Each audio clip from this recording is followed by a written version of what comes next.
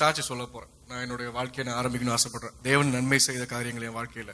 என்னுடைய பேர் முகமது ஏஜாஷ். எனக்கு திருநெல்வேலி மாவட்டம், சொந்த ஊர் தென்காசி.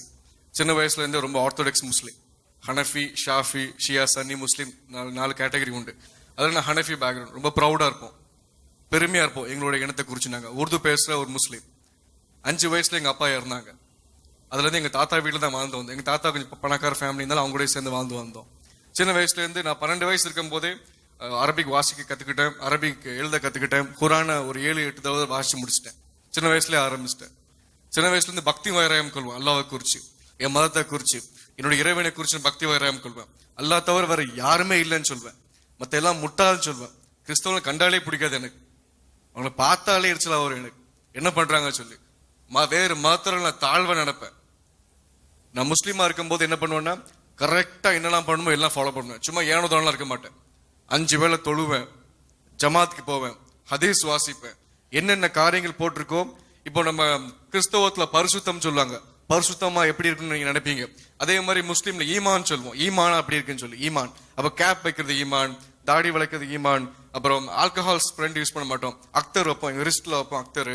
அப்புறம் கரண்ட கால வரைக்கும் பேண்ட் போடுறது, குரான் வாசிக்கிறது, எல்லாம் ஈமான் காரியங்கள். எல்லாமே சின்ன வயசுல கத்துக்கிட்டேன். டீவியேட் ஆகவே இல்லை. உலகத்தின் மேல் நாட்டம் வரவே இல்லை. சின்ன வயசுல இருந்து அல்லா நான் சுத்திட்டு இருந்தேன். எனக்கு இறைவன் தவிர எதுவுமே இல்லைன்னு சொல்லுவேன் எல்லா டைமே. ஸ்கூல் படிக்கும் போதெல்லாம் இந்த கிறிஸ்தவ பசங்களை கூப்பிட்டு வச்சு வாக்குவாதம் பண்றது, அவன்கிட்ட சும்மா கொச்சையா பேசுது. இயேசுவை குறிச்சு கொச்சையா பேசுது, இயேசுடைய புறப்பை குறிச்சு கொச்சையா பேசுது. எதுவுமே தெரியாது, என்னன்னா பேசுவேன். பைபிள் பத்தி எதுவும் தெரியாது, இயேசுவை குறிச்சு தெரியாது, கொச்சையா பேசுவேன். திருத்தோத்த தேவனை பத்தி சும்மா கேள்வி கேட்கறது. அவன் சொன்னாலும் அந்த கொஸ்டினுக்கு ஆன்சர் பண்ண, அவன் என்ன சொன்னாலும் கேட்க மாட்டேன். கிறிஸ்தவ பசங்க என்ன சொன்னாலும் கேட்க மாட்டேன். சும்மா வாக்குவாதம் பண்றது, இதே வேலையா பண்ணிட்டு இருந்தேன். கலையில எந்திப்பேன், 3:30 எந்திரிச்சு நான் தொழுது முடிச்சுட்டு, நான் நம்ம 5 மணிக்கு முடிப்போம். பாட்டி முடிச்சுட்டு ஒவ்வொருத்தர் வீட்டுல போய் காவு தட்டுவேன். ஏன் இன்னைக்கு தொழுகை வரலன்னு சொல்லி. ஒருத்தர் வீட்டுக்கு நான் 1 வருஷமா தட்டிட்டு இருந்தேன். அவரும் காவு திறப்பாரு, தினமும் அவர் காவு திறப்பாரு. நானும் தினமும் அவர் சொல்லுவேன், ஏன் வரல வாரம் பாரு. இப்படியே 1 வருஷம் போச்சு. இந்த வேலை தான் பார்த்துட்டு இருந்தேன். என்னோட பாஸ்ட் சொல்றேன், நான் எப்படி இருந்தேங்கன்னு சொல்ல வரேன். இப்படி இருந்த நேரத்துல தான் என் குடும்பத்துல 2004 எங்க தாத்தா இறந்த பிறகு இந்த நிறைய கான்ஃபிளிக்ட் ஆச்சு. குடும்பத்துல பிரச்சனைகள் வந்ததுனால சரி நான் குடும்பத்தை விட்டு நாங்க எல்லாம் அம்மாலாம் தனியா வாழ்ந்துட்டு இருந்தோம். திருநெல்வேலியில வாழ்ந்துட்டு இருந்தோம். அப்ப அந்த டைம் ரொம்ப ஈமான அந்த ஜமாத்துக்கு போவேன், ஹதீஸ் பேசுவேன், முகமது குறிச்சும் குரானை குறிச்சும் ஹதீஸ் பேசுவேன்னு சொல்லி என்னோட பக்தி வைராயம் காமிச்சிட்டு இருந்தேன். அப்போ நான் என்ன ஆச்சுன்னா, ரொம்ப அல்லாஹ்க்குள்ள போகணும் தேடிட்டு என் குடும்ப சூழ்நிலையை பார்க்கும்போது ரொம்ப கஷ்டப்பட ஆரம்பிச்சேன். 1 டே மீல் கஷ்டப்பட ஆரம்பிச்சேன். அதே மாதிரி சூழ்நிலையில எனக்கு ஃபேஸ் பண்ண முடியல. ரொம்ப இன்ஃபீரியர் காம்ப்ளெக்ஸ் அதிகமா இருந்துச்சு. ரொம்ப தாழ்வு மனப்பான்மை, சின்ன பையன், அப்பா இல்லாத பையன் சொல்லி ஒரு ரொம்ப தாழ்வு மனப்பான்மையா இருக்க கத்துக்கிட்டேன் அந்த டைம்ல. அப்ப நான் ரோட்ல போனா கூட ஒரு நாய் போனா நாய்க்கு சைட்ல தான் போவேன், நடந்து போவேன். ரொம்ப பயந்து போய் நம்மளுக்கு அடிச்சா கூட கேட்க ஆள் இல்லையான்னு சொல்லி அப்படிதான் போயிட்டு இருந்தேன். அப்ப நான் நினைச்சேன், நம்ம எப்படியாவது அல்லாஹ்வை சந்திக்கணும், எப்படியாவது அல்லாஹ்வை பார்க்கணும், இல்லாட்டி அல்லாஹ்ட்டையாவது போகணும் முடிவு பண்ணி ஒரு நாளைக்கு 5 வேளை தொழுற இடத்த 30 வேளை தொழ ஆரம்பிச்சேன். 30 வேளை தொழ ஆரம்பிச்சேன். தொழுதுட்டே இருப்பேன். காலைல எந்திப்பேன், தொழுவேன், தொழுகதான் பண்ணிட்டு வேற எதுவும் பண்ண மாட்டேன். என் வீட்டுல கேட்பாங்க, எல்லாரும் கேட்பாங்க, என்னோட இனத்தார்களே கேட்பாங்க, என்ன நீ பித்து பிடிச்சு அலைஞ்சிட்டு இருக்கீங்க கேட்பாங்க. எனக்கு அவ்வளோ இஷ்டமா இருக்கும் அல்லாஹ் மேல, அவ்வளோ இஷ்டம் இறைவன் மேல. இப்படி இந்த நேரத்தில் 30 நாள் நான் ஒரு நாளைக்கு 30 வேளை தொழ ஆரம்பிச்சேன். தொழுதுட்டே போயிட்டு இருக்கும் போது ஒரு 3 நாள் போன பிறகு ஒரு 100 தான் தொழுது முடிச்சிட்டேன். அப்ப நான் யோசிச்சேன், என் மனசுல ஒரு வெறுமையா ஆயிடுச்சு. ஒரு மாதிரி கம்ப்ளீட் ட்ரெயின் ஆயிட்டு, ஒரு மாதிரி பக்தி வேறாயம் கொண்டு திடீர்னு அந்த இடத்துல நான் 3 நாள் நான் தொடர்ந்து தொழுது முடிச்ச பிறகு எனக்குள்ள ஒரு மாதிரி ட்ரெயின்ட் ஆயிட்டு, ஸ்பிரிச்சுவாலிட்டி ட்ரெயின்ட் ஆயிட்டு. அப்ப நினைச்சேன், நம்ம அல்லாஹ்ட்டே போய் சேர்ந்துடலாம், நம்ம அல்லாவே நம்ம பேர்லாம், நம்ம அல்லாஹ் பார்க்க முடியாது, என்ன நம்ம அல்லாஹ்ட்ட போய் சேர்ந்தா போதுமே சொல்லி நான் ஒரு தப்பான முடிவு எடுத்தேன். என் குடும்ப சூழ்நிலை, அப்ப என்னோட ஸ்பிரிச்சுவல் தாட்ஸ் தாகம் வேற இருந்துச்சு. அதனால தப்பான முடிவு எடுத்தேன். 2005 ஜனவரி 2ஆம் தேதி சூசைட் பண்ணலாம்னு சொல்லி முடிவு பண்ணி, காலையில ஒரு சண்டே நான் என் சைக்கிள் எடுத்துட்டு சாரத்தை கட்டிட்டு அப்படியே திருநெல்வேலிக்கு அவுட்டர்ல நான் ஒரு மரத்தடி கீழே உட்காந்து அழுதுட்டு இருந்தேன். என் வாழ்க்கை முடிய போதே. சின்ன வயசுல இருந்து ஸ்கூல் டீச்சர்ஸை பார்த்துருக்கோம், இன்ஜினியர்ஸை பார்த்துருக்கோம், டாக்டர்ஸை பார்த்துருக்கோம், டிரைவரை பார்க்கோம். இப்படியாவது வாழ்றாங்க, இப்படியாவது பிழைக்காங்க, குழந்தை இருக்கு, கல்யாணம் இருக்கு, நான் வாழ்க்கை முடிய போதுன்னு சொல்லி அழுதுட்டே இருந்தேன். ஏங்கி அழுதேன். என் வாழ்க்கையை நினைச்சு அழுது பார்த்தேன், இவ்வளவுதான் என் வாழ்க்கையா, எனக்கு அப்பா இல்லாம போயிட்டாங்களே, எனக்கு கவனிக்க, என்ன ஆதரிக்க யாருமே இல்லையான்னு சொல்லி அழுது கிட்ட 4 மணி நேரம் 5 மணி நேரம் அழுதுட்டு இருந்தேன். ஒரு மரத்தடி கீழே உட்காந்து அழுதுட்டு இருந்தேன், என் வாழ்க்கை முடிய போகுன்னு சொல்லி. நான் உட்காந்துட்டு இருந்த இடத்துல, நான் மரத்துல கீழே உட்காந்துட்டு இருந்தேன். அந்த மரத்துல யாரோ ஒரு வசனம் ஓட்டிருக்காங்க, உங்கள் துக்கம் சந்தோஷம் மாறும். ஹல்லேலூயா, ஆமென். அந்த வார்த்தையை பார்த்துட்டு நான் சும்மா பார்த்தேன். நான் ஒன்றும் இந்த வார்த்தையை பார்த்தேன், திருப்பி நான் கேஷ்ல அழுதுட்டு இருந்தேன். நான் செத்துடணும், எப்படியா செத்துடலாம் சொல்லி முடிவு பண்ணிட்டு இருந்தேன். அந்த வார்த்தையை நான் ஒரு கிளான்ஸ் தான் பார்த்தேன். ஒரு தடவை அந்த வார்த்தையை பார்த்தேன். அந்த வார்த்தை எனக்குள்ள பேச ஆரம்பிக்கும். Son, go home, I need talk to you. நீ வீட்டுக்கு போ, நீ வீட்டுக்கு போ, உன்ட்ட நான் பேசணும். நீ வீட்டுக்கு போ, உன்ட்ட பேசணும்னு சொல்லுது. நானும் உட்காந்து கன்வின்ஸ் பண்ணாமல் அழுதுட்டு இருக்கேன். சரி, நம்ம இறக்க போறோமா, நம்ம என்ன ஐடியா பண்ணலாம் அப்படின்னு யோசிச்சுட்டே இருக்கேன். நீ வீட்டுக்கு போ, நீ வீட்டுக்கு போ, நீ வீட்டுக்கு போன வார்த்தை மறுபடியும் என்ன பேச ஆரம்பிச்சுது. நான் யோசிச்சேன், ஏன்னா நான் பேசுறது எப்படின்னா, நான் சொல்றது எனக்கு கெஸ் பண்ணல, இமேஜினேஷன் பண்ணல. நான் இங்க நிக்கிறது மாதிரி நீங்க வந்து கற்பனை பண்ணி பார்க்கல. நான் பேசுறேன், நீங்க காதல கேட்டிருக்கீங்க. நான் வீட்டுக்கு கிளம்பி வந்து நான் ஒரு மத்தியான நேரத்தில் வந்து சொன்னேன். நான் கண்களை மூடி தூங்க ஆரம்பிச்சிட்டேன். அந்த இயேசுவை பார்த்தேன். ஹல்லேலூயா, ஜீசஸ் இஸ் அலைவ். ஆமென். இயேசு ஜீவிக்கிறார். இதை விட என்ன சந்தோஷம் இருக்கு? ஹல்லேலூயா. நான் கண்களை மூடி நான் கண்ணை மூட தூங்க ஆரம்பிக்க, திடீர்னு ஒருத்தர் என் பக்கத்துல நிக்காரு. நான் பார்த்துட்டு இருக்கேன். இயேசு நிக்காரு. அவர் இயேசுன்னு எனக்குள்ள யாரோ சொல்றாங்க. இதுதான் இயேசுன்னு சொல்றாங்க முதல்ல. என்னையும் அறியாம நான் அந்த உருவத்தை பார்க்க ஆரம்பிச்சேன், வெளிச்சத்தை பார்க்க ஆரம்பிக்க. நான் தனி அறையில் படுத்து தூங்கிட்டு இருந்தேன் எப்பவுமே. அப்போ அந்த இடத்துல இயேசு நிக்காங்க. என்னையும் அறியாம பாவத்தை அறிக்கிட ஆரம்பிச்சேன். நான் முஸ்லீமா இருக்கும் போது பாவ அறிக்கை பண்ணணும், நம்ம பாவத்துல இருக்கோம். இந்த கன்விக்ஷன் பண்றது, கன்ஃபெஷன் பண்ற பழக்கம்லாம் கிடையாது எனக்கு. எங்க வேலையை என்ன பண்ணுமோ அது பண்ணுவேன். ஈமான் எப்படி இருக்குமோ அதை ஃபாலோ பண்ணுவேன். முகமது நபி என்ன சொல்றதோ அதை ஃபாலோ பண்ணுவேன். ஹதீஸ் எல்லாம் சொல்றோம் அதை ஃபாலோ பண்ணுவேன். அப்ப எனக்கு இந்த பாவ அறிக்கை பத்தி எதுவுமே தெரியாது. ஆனா என்னையே அறியாம ஒரு 1.5 மணி நேரம் என் பாவத்தை அறிக்கை, எனக்குள்ள இச்சை, அசிங்கம், கேவலம், நான் எனக்குள்ள யாருக்கும் தெரியாத இருள் அறை, யாருக்கும் காட்டாத அந்த டார்க் ரூம் ஆஃப் சின், இருள் அறை, யாருக்கும் காட்ட மாட்டேன். எல்லாத்தையும் தொடர்ந்து பேச ஆரம்பிச்சிட்டேன். நான் திருப்பி தூங்கிட்டேன். நான் அறிக்கை 8 படி தூங்கிட்டேன். திருப்பி ஸ்கூல் போனேன்.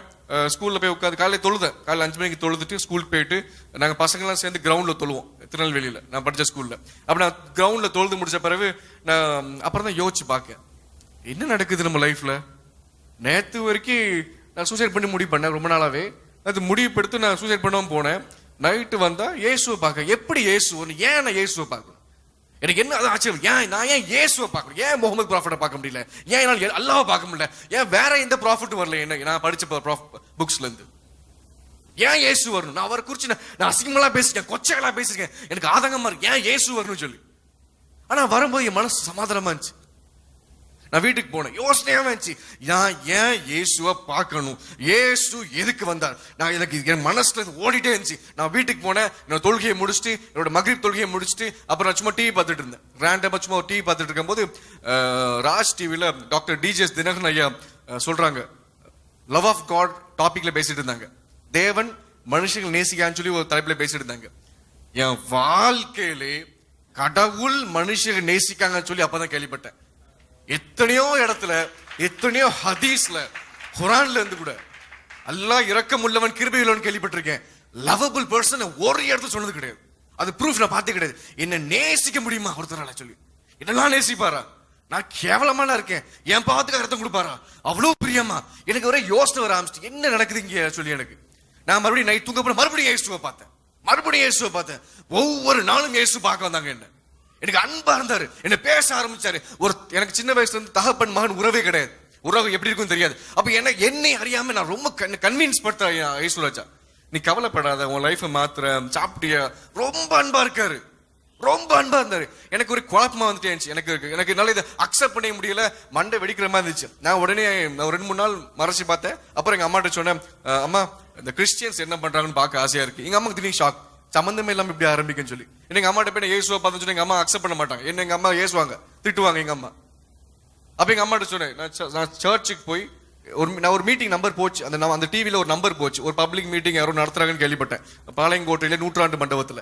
எங்க அம்மாட்ட சொன்னேன், நான் போகணுமா, நான் போயிட்டு வரமானா. அம்மா பயந்தாங்க, போக கூடாதுன்னு சொல்லி நின்னாங்க.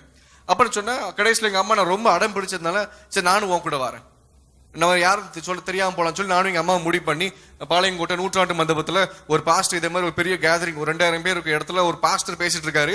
நானும் எங்க அம்மாவும் கடைசி இடத்துல ஒரு லாஸ்ட் ரோல போய் உட்கார்ந்துட்டு இருக்கோம். அப்பதான் உட்கார்ந்த உடனே அந்த பாஸ்டர் சொல்றாரு, தேவன் ஒரு முஸ்லிம் குடும்பத்தை கொண்டு வந்திருக்காங்க. அந்த குடும்பம், அந்த பையன் தேவன் வேற தோட்டத்திலிருந்து செடியை பிச்சு எடுத்து தான் தோட்டத்தை நட்டு அது பெரிய தோட்டமாகி தோப்பாகி தேவனுக்கு வந்து காய் கொடுக்கும், கனி கொடுக்கும் சொன்னாங்க. ஹல்லேலூயா. நான் இப்பெல்லாம் கேள்விப்படுத்தே கிடையாது. நான் முஸ்லீம் இஸ்லாமியில இருக்கும் போது இதை மாதிரி குறி சொல்றது, தீர்க்கதரிசனம் சொல்றதுலாம் கேள்விப்படுத்த கூட கிடையாது. நாங்கள் ஹனஃபிங்கனால ரொம்ப நாங்கள் ஃபாலோ பண்ணுவோம். நாங்கள் ரொம்ப ஃபாலோ பண்ணுவோம். நாங்கள் அந்த தர்கா கூட போக மாட்டோம். ரொம்ப ஃபாலோ பண்ணுவோம். இந்த குரான் என்ன சொல்லுதோ அதை மட்டும் ஃபாலோ பண்ணுவோம். அப்ப எனக்கு ரொம்ப ஆச்சரியமா இருந்துச்சு, இப்படி நடக்குமான்னு சொல்லி. ஆனா என் மனசு ஒரு விஷயம் நல்லா தெரிஞ்சுட்டு, நான் பார்த்த இயேசுவை குறிச்சு இங்க பேசுறாங்க. இயேசு உண்மையிலே இருக்காங்க. அவர் எப்படியாவது கண்டுபிடிக்கணும்னு நினைச்சேன். குரானாலும் சரிதான், பைபிள்னாலும் சரிதான். ஆனா எப்படியாவது இயேசு உயிரோடு இருக்காங்க சொல்லி நான் முடிவு பண்ணேன். நான் சூசைட் பண்ணும்போது என்னை காப்பாத்தின இயேசு தான். ஹல்லேலூயா. உங்க தேவன் நல்லவர். சந்தோஷமா இருங்க. உங்க தேவன் நல்லவர். என்ன அன்பு, என்ன அறிவு, என்ன அழகு. உயிருள்ள தேவன் உங்க தேவன். கிறிஸ்தவ தேவன் உண்மையுள்ள தேவன். என் வாழ்க்கை நான் 2 வாரத்துல நான் அன்னைக்கு அக்செப்ட் பண்ணேன். நான் இயேசு அக்செப்ட் பண்ணேன். தேவன் என்ன பைபிள் ரீட் பண்ண சொன்னாங்க. எனக்கு வேதம் காமிச்சாங்க. நான் வாசிச்ச அந்த வசனம் யோவான்ல 16:20 வரும். உங்க துக்கம் சந்தோஷம் மாறும்னு சொல்லி. அவ தேவன் என்ன பைபிள் வாசிக்க சொன்னாங்க. நான் பைபிள் ஒபீடியன்ட்டா வாங்கிக்கிட்டேன். நான் சபைக்கு போக ஆரம்பிச்சேன். எங்க அம்மா 2 வாரத்துல இயேசுக்குள்ள ரசிக்கப்பட்டாங்க. எங்க அம்மாக்கு என்ன ஆச்சரியம்னா, எனக்குள்ள அந்த கர்வம், அந்த பொறாமை, அந்த கல் நெஞ்சமா இருக்கும். எனக்கு என்ன சொன்னாலும் சிரிக்க மாட்டேன். அம்மாட்ட கோவப்படுவேன். பொண்ணுங்கனாலே வெறுப்பா இருக்கும். எனக்கு பிடிக்காது, மதிக்கவே மாட்டேன். ரொம்ப ரொம்ப கேவலமா இருப்பேன். என் இதுல நான் இருக்கும்போது என்னை பத்தி சொல்லிட்டு இருக்கேன். அப்ப எங்க அம்மாக்கு ரொம்ப ஆச்சரியமா இருந்துச்சு, எப்படி என் மகன் மாறினான்னு சொல்லி. எங்க அம்மா இயேசு அக்செப்ட் பண்ணாங்க 2 வாரத்துல. எங்க பாட்டி ரசிக்கப்பட்ட 4 வருஷத்துக்கு ரசிக்கப்பட்டாங்க. 89 வயசுல 3 ஞானஸ்தானம் எடுத்தாங்க எங்க பாட்டி. எங்க தாத்தாரு இயேசுக்குள்ள நித்திரை அடைஞ்சாங்க. எங்க தாத்தா ரசிக்கப்பட்டாங்க. எங்க அக்கா 5 வருஷம் ரசிக்கப்பட்டது. முழு குடும்பம் ரசிக்கப்பட்டுச்சு. ஹல்லேலூயா. நிறைய சொந்தங்கள் ரசிக்கப்பட்டு வந்தாங்க. நிறைய சொந்தங்கள். என் வாழ்க்கையில் சில காரியங்கள் நடந்துச்சு. நான் அந்த விஷயம் சொல்ல ஆசைப்படுறேன்.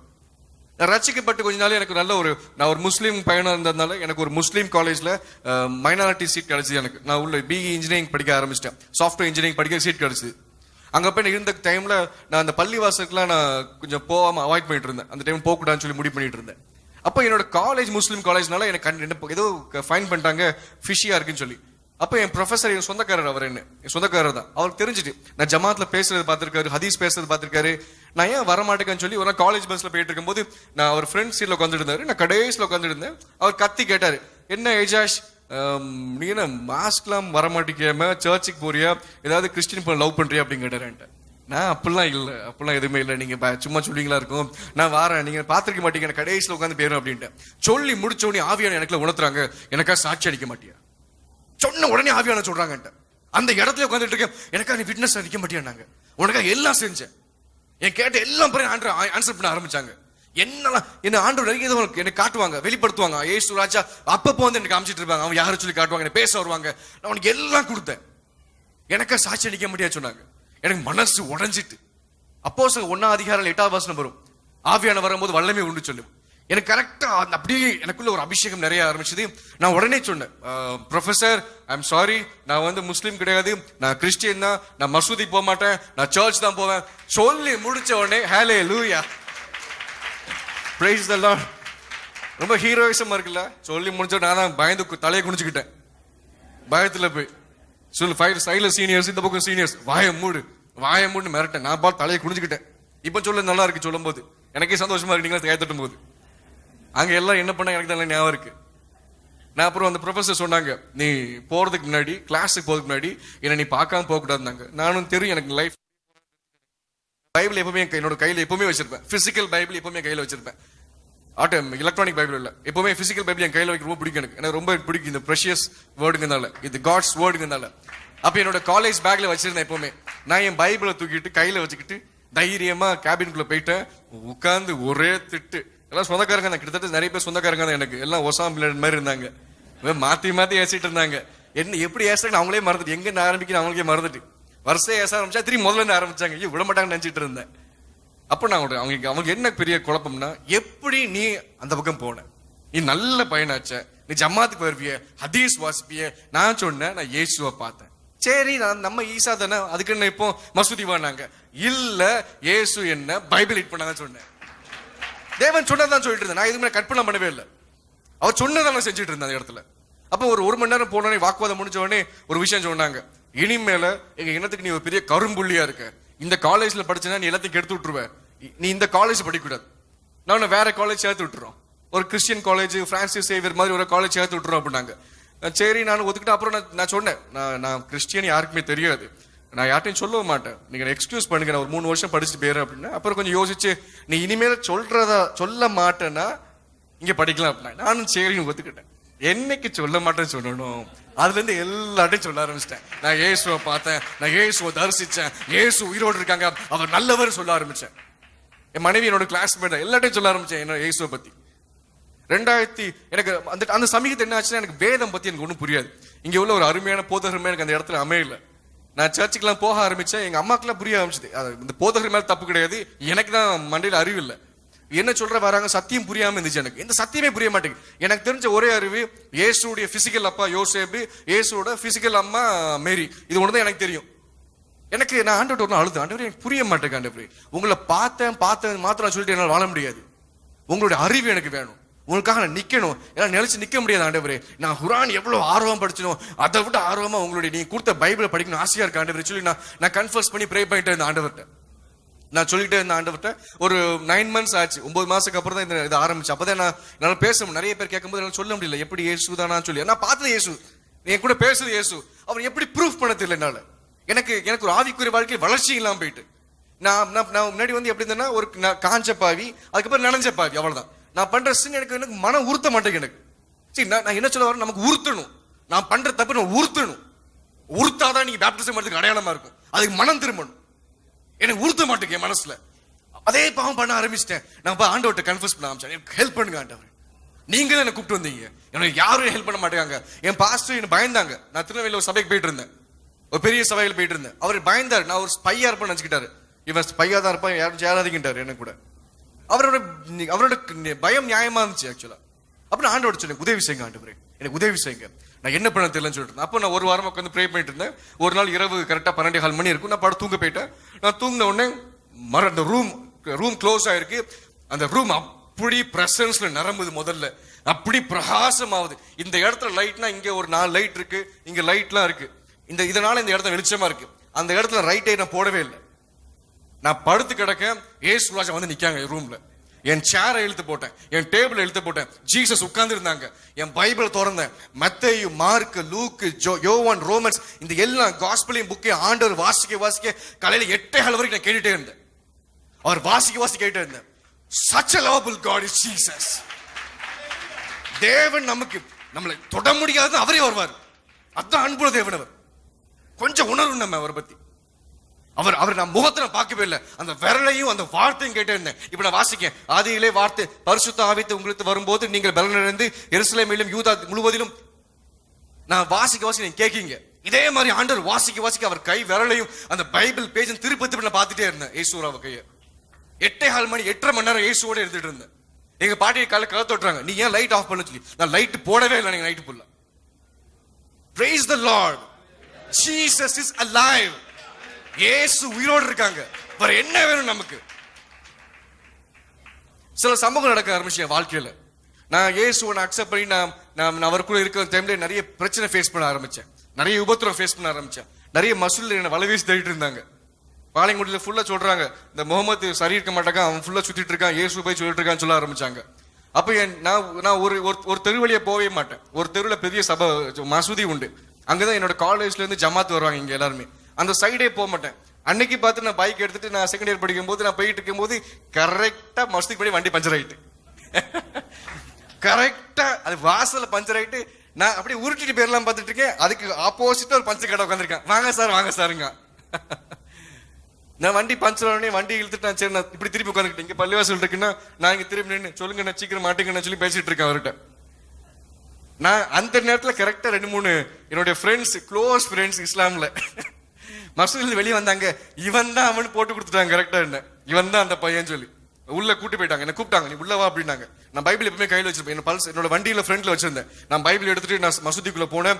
அங்க உட்காந்து மறுபடியும் தான் என்னோட சகோதரர்கள், என்னோட இனத்தார்கள், என்னோட உறவினர்கள் தான் ஒரு 40-50 பேர் உட்காந்து மறுபடியும் ஒசாம்பில் மாதிரி கேள்விக்கு மேல கேள்வி கேட்டு இருந்தாங்க.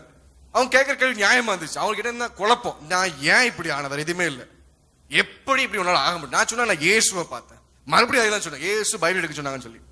அப்ப நிறைய கேள்வி நான் கேட்டு முடிச்சாங்க, நிறைய வாக்குவாதம் ஆச்சு. அது முடிச்ச பிறகு நான் மசூதிக்குள்ள உட்காந்து பேசிட்டு இருக்கும்போது நான் அவங்க கிட்ட ஒரு இது கேட்டாங்க. ஆவியானவர் எனக்கு ஒரு விஷயம் கேட்க சொன்னாங்க. அப்பதான் ஆவியானவர் சொல்றாங்க, இதை நீ கேளு அப்படிங்க. அப்ப நான் அவன்கிட்ட கேட்டேன், அஸ்பர் குரான் படி மோசஸ்க்கு மூசாக்கு தோரா கொடுத்திருக்காங்க. ஜபூர் சங்கீதம் தாவூது கொடுத்தாங்க டேவிட்க்கு. இன்ஜில் காஸ்பல் வந்து ஈசா கொடுத்தாங்க ஜீசஸ்க்கு, குரான் வந்து முகமது ப்ராஃபிட் கொடுத்தாங்க, அஸ்பர் குரான் இதான் சொல்லுது. அப்ப நான் கேட்டேன், முதல் 3 புக்லயும் இயேசு வருவாங்க, உயிர் தெழுவாங்க, நமக்கா பாவம் செஞ்சிருக்காங்க போட்டிருக்க, அப்ப நம்ம 4வது புக்ல ஏன் போடல அப்படின்னு கேட்டேன். அப்ப அவங்க சொன்னாங்க முதல் 3 புக்கும் கரப்ட் ஆயிட்டு அப்படின்னாங்க. நான் இப்ப ஒரு விஷயம் கேட்டேன், முதல் 3 புக்கால ஒரு இறைவனால அந்த இறைவேதத்தை காப்பாற்ற முடியாதுன்னா இந்த புக்காயும் இந்த இறைவனால காப்பாற்ற முடியாது, அப்ப அது இறைவனாவும் இருக்க முடியாது, இது தேவன வேதமா இருக்க முடியாதுன்னு சொல்லிட்டேன். கடுப்பாயிட்டாங்க, டென்ஷன் ஆயிட்டாங்க அவங்களுக்கு. இன்னும் அவங்க பக்தி வைராகியம் உள்ளவர்கள். நம்மளை விட நீங்க ஞாயிற்றுக்கிழமைக்கு ஒரு நாள் தான் மீட் பண்ண வரீங்க தேவனை பார்க்க, அவங்க ஒரு நாளைக்கு 5 தடவை பார்க்காங்க. உங்களை விட அவங்க பக்தி வைராகியம் அதிகமா உண்டு. நீங்க 7 நாளுக்கு ஒரு தடவை தேவனை பார்க்கறதுக்கும் ஒரு நாளைக்கு 5 தடவை பார்க்கும் டிஃபரன்ஸ் நிறைய இருக்கு. ஃபெலோஷிப்ல இருப்பாங்க, ஃபெலோஷிப் ஐக்கியமா இருப்பாங்க, எல்லாருமே ஜமாத்ல ஐக்கியமா இருப்பாங்க. நம்ம இத்தனை பேர் ஐக்கியமா இருக்கும் யோசிச்சு பாருங்க. அப்ப ஆண்டவர் சொன்னாங்க இந்த விஷயத்தை. நான் சொன்ன உடனே டென்ஷன் ஆகி, உன் நம்பர் தான், உன் ஃபோன் நம்பர் தான், உன் அட்ரஸ் தான், நாங்க அவனை வச்சு பேச வைக்க, உன்னை அப்படி பண்றோம் இப்படி பண்றாங்க. நான் தேவன்ட்ட கேட்டேன், ஆண்டவரே குடுக்காம வேணாம் ஆண்டவரே, எஸ்கேப் ஆயிடலாமா கேட்டேன். நீ குடு அப்படின்னாங்க. நான் என் அட்ரஸ் ஃபுல்லா எழுதி கொடுத்துட்டு, இத்தனைக்கு அந்த மசூதிக்கு பின்னாடி தெருவில் தான் நான் தங்கிட்டு இருந்தேன். அது பின்னாடி டைக்னல் வாழ்ந்துட்டு இருந்தேன். இது வரைக்கும் 8 வருஷம் ஆச்சு. தேவன் ஒருத்தர் கூட என்ன கை வைக்க விடவே இல்லை. இது வரைக்கும் இயேசுடைய கிருபையினாலும் தேவனுடைய தயவுல நம்ம எஸ்கேப் ஆயிட்டு வந்துட்டு இருக்கேன். தேவன் நல்லவர். 2010 எனக்கு முதல்ல ஒரு பப்ளிக் மீட்டிங் கூப்பிட்டுருந்தாங்க. 2010 ஆகஸ்ட் 15 அன்னைக்கு தூத்துக்குடியில ஒரு யூத் மீட்டிங் நடக்கு. என்ன முதல்ல கூப்பிட்டுருந்தாங்க. அப்ப நான் யோசிக்கேன், நான் எப்படி போக ஆண்டவரே, நான் ஏன் போகணும் ஆண்டவரே, நான் போனா இந்த கிறிஸ்டியன்ஸ் ஏத்துக்க மாட்டாங்க, இந்த முஸ்லிம்ஸ் ஏத்துக்க மாட்டாங்க, நான் தேவையெல்லாம் போய் நான் பப்ளிக் அடிவேங்கணும் ஆண்டவரே கேட்டேன். நான் உன் கூட இருக்கேன் அப்படின்னாங்க. நான் ஜெபம் பண்ண ஆரம்பிச்சேன். அடுத்த சண்டே மீட்டிங்னா இந்த சண்டே நான் ஜெபம் பண்ண ஆரம்பிக்க, ஆண்டவரே நான் நீடல் போட்டு என்ன காப்பாத்துங்க ஆண்டவரே, எனக்கு கஷ்டமா இருக்கு ஆண்டவரே, என்ன எப்படி போய் ஃபேஸ் பண்ண, நான் சின்ன பையனா இருக்கேன் ஆண்டவரே, நான் காலேஜ் தான் படிச்சுட்டு இருக்கேன், நான் ஆண்டவரை சொல்லிட்டே இருந்தேன், ஒவ்வொரு நாள் சொல்லிட்டு இருந்தேன். அப்ப ஆண்டவர் சொன்னாங்க, நீ கவலைப்படாத, நான் உன் கூட இருக்கேன்னாங்க. நான் சொல்றது ஒவ்வொரு விஷயமே கற்பனை கிடையாது. நான் ஆண்டவர் வந்து நான் ப்ரே பண்ணும்போது கேஸ் அப்படிலாம் கிடையவே கிடையாது. அவர் தெளிவா பேசுவார், தெளிவா பேசுவார் ஆண்டவர். எப்பவுமே அழகுள்ள ராஜா அவர். என்ன அறிவு அவருக்கு, என்ன அழகு அவருக்கு. such a lovable God. எனக்கு அப்பாவே தேவையில்லாத யோசிச்சேன். எனக்கு பிசிக்கல் அப்பாவை நான் அந்த லவ் ஃபேஸ் பண்ணதே கிடையாது சின்ன வயசுல இருந்து. என்ன அன்பு இயேசு ராஜாவுக்கு, உயிரை கொடுப்பார் நமக்காக அவர். அப்ப நான் சொல்றேன், ஆண்டவரே எனக்கு கஷ்டமா இருக்கு ஆண்டவரே, நான் எப்படி இப்போ ஆண்டவர் சொன்னா, நீ கவலைப்படாதம்மா, நான் உன் கூட இருக்கேன். அப்போ ஒரு தரிசனம் காட்டுறாங்க ஆண்டவர். அந்த தரிசனம் பார்த்துட்டு இருக்கேன். ஒரு யுத்த வீரன் வந்து ஒரு குதிரையில உட்காந்துருக்கான், அவன் கையில ஒரு வாள் வச்சுட்டு உட்காந்துட்டு இருக்கான். நான் இதுக்கு ஏன் ஆண்டவரே காமிச்சுக்கிட்டேன், நீ பாத்துக்கோன்னு சொன்னாங்க. நான் பாத்துக்கிட்டு என் டைரியில் நோட் பண்ணி வச்சுக்கிட்டேன். சரி நம்ம இந்த படத்தை வரைஞ்சு வச்சுக்கலாம், நமக்கு நோட்ஸ் வச்சுக்கலாம்னு சொல்லி. அப்புறம் ஆர்மர் ஆஃப் காட் சொல்லி ஒரு டைட்டில் கொடுத்தாங்க. சரி இதுதான் காட்டுறாங்கன்னு சொல்லி நான் பாடி எழுதி வச்சுக்கிட்டேன். அப்புறம் என்னென்ன சாட்சி சொல்லுன்னு சொன்னாங்க. நிறைய விஷயம் சொல்லக்கூடாது ஆண்டவர் சொன்னாங்க, ஏன்னா நம்ம விசுவாசிக்க மாட்டோம்னு சொல்லி. இதெல்லாம் சொல்லக்கூடாது, ஏதான் சொல்லணும்னாங்க. சரி ஆண்டவர் சொல்லி முடிவு பண்ணி நான் அடுத்த சண்டே நான் மீட்டிங் போயிட்டேன். அந்த மீட்டிங் உட்காந்துட்டு இருக்கும்போது நான் பசங்க நடுவில் உட்காந்து கீழே உட்காந்துட்டு இருந்தேன். ஒரு 200 பசங்க 200 பொண்ணுங்க உட்காந்துட்டு இருந்தாங்க. எல்லாரும் பேசிட்டே இருந்தாங்க, ஆராதனை நடக்கு பேசிட்டே இருந்தாங்க. ஏன்ட்டே ஒருத்தன் பேசிட்டு இருக்கேன், நானும் அவங்க கூட சேர்ந்து பேசிட்டு இருக்கேன். எதுக்கு வந்தனே மறந்து போயிட்டேன். அவ்வளவு தூரம் என்ன குழப்பிட்டாங்க பசங்க சேர்ந்து உட்காந்துட்டு. நல்லா இருக்கீங்களா பாஸ், நல்லா இருக்கீங்களா பேச ஆரம்பிச்சேன். நானும் நல்லா இருக்கேன் பேச ஆரம்பிச்சேன். நான் அப்பதான் யோசிக்க, ஐயோ நம்ம மீட்டிங் ஃப்ரெண்ட்ல கூப்பிடுவாங்களே, நம்ம பாஸ்டர்ட்ட போய் சொல்லுவோம்னு சொல்லி நான் வந்துட்டேன்னு சொல்லிட்டு நான் அப்புறம் பிரேயர்ல உட்காந்துட்டேன், என்ன ஹெல்ப் பண்ணுங்க ஆண்டவரேன்னு சொல்லி. நான் ஸ்டேஜ் ஏறி நான் மேல போய் உட்காந்துருக்கேன். கரெக்டா அப்பதான் ஒரு பேனர் திறக்காங்க, அப்பதான் ஏதோ பிரதிஷ்டை பண்றாங்க அவங்க திறக்காங்க. நான் எந்த இமேஜை பார்த்தனோ, எந்த விஷன் பார்த்தனோ, அதை அப்படியே பேனரை ஒட்டி வச்சிருந்தாங்க அந்த இடத்துல. Praise the Lord. ஏன் ஆண்டவர் எனக்கு ஆகணும், நான் பெரிய தீர்க்கதரிசி, நான் பெரிய ஸ்பெஷல் காட்டுறதுக்கா? அப்படிலாம் இல்லை. நான் பயந்தேன்.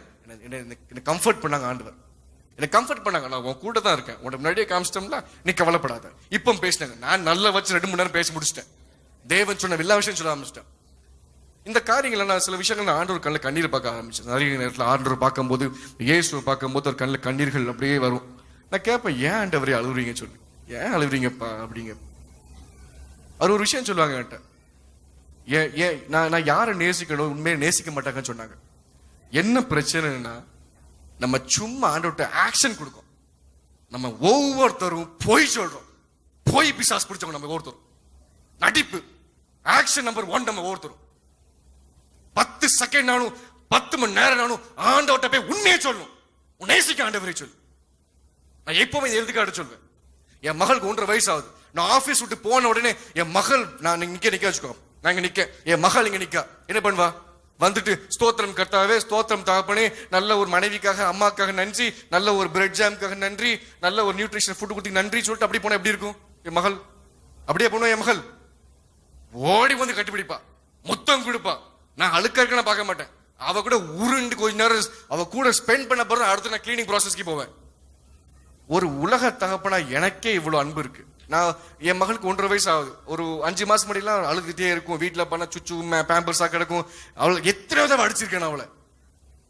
அன்னைக்கு அடிச்சு எனக்கே இவன் மேல இவ்வளவு பாசம் இருக்குன்னா, ஒரு நாள் கூட தப்பு செய்யாம தவறு செய்யாம அன்பிலே பிறந்த அன்பா இருந்த தேவனுக்கு எப்படி இருக்கும்? என்ன பண்ண உங்களுக்காக ஆண்டவர் ரத்தம் கொடுத்தவர் என்ன பண்ணணும்? இயேசு கொடுத்த வேற என்ன பண்ணணும்? ஆவியான கொடுத்த வேற என்ன பண்ணணும்? எல்லாம் கொடுத்து முடிச்சாச்சு. ஆண்டவர் கண்ணில் கண்ணீர் கொண்டு நம்ம ஒருத்தர் தான் கொண்டு வரோம். பிசாசு கொண்டு வரல. நம்ம கொண்டு வரோம் ஆண்டவர் கண்ணில் கண்ணீரை. உண்மையா இருக்கிறது கிடையாது. அட்டெண்டன்ஸ் போடுறோம். இன்னைக்கு சர்ச்சுக்கு திரும்ப அட்டெண்டன்ஸ் போட்டு வந்துருக்கீங்க.